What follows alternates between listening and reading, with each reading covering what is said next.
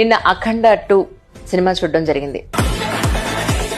సనాతన ధర్మం మీద సిగ్నేచర్ స్టూడియో ఎన్నో ఇంటర్వ్యూలు చేసినప్పటికీ కూడా మాకు అనిపించింది ఏంటంటే ఇదేంటి సినిమా ఇంత బాగుంది కదా, నెగటివ్గా ఎందుకు వస్తుంది అన్న ఒక చిన్న అనుమానం వచ్చింది. అవి ఎందుకు వస్తున్నాయో తెలియదు కానీ బట్ యాజ్ అ జర్నలిస్ట్గా, యాజ్ ఎ హిందుత్వవాదిగా నాకు అనిపించింది ఏంటంటే సనాతన ధర్మాన్ని డెఫినెట్గా మనం అంతా కూడా చాలా గౌరవిస్తాం.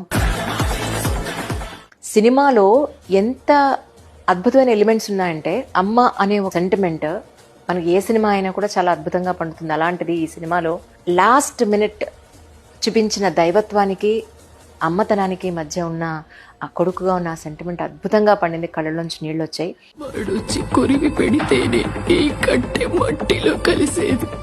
డైరెక్టర్ బోయపాటి శ్రీను గారు చాలా అద్భుతంగా రచించి డైరెక్షన్ చేయడం జరిగింది. అయితే అందరూ అనేది ఏంటంటే వైలెన్స్ ఎక్కువ ఉంది అని.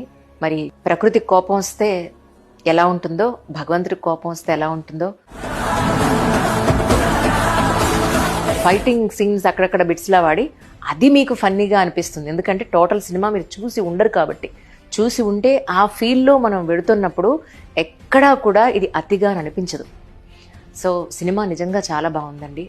మన వాల్యూస్కి, మన ధర్మానికి, మన హిందుత్వానికి, మన ప్రపంచంలో ప్రతి ఒక్కరికి కూడా మంచి చెప్పాలనే ఉద్దేశంతో బోయపాటి గారు తీసిన ఈ సినిమా నిజంగా చాలా అద్భుతంగా ఉంది. ప్రేక్షకులందరూ ఆదరించాలని మనస్ఫూర్తిగా కోరుకుంటున్నాను.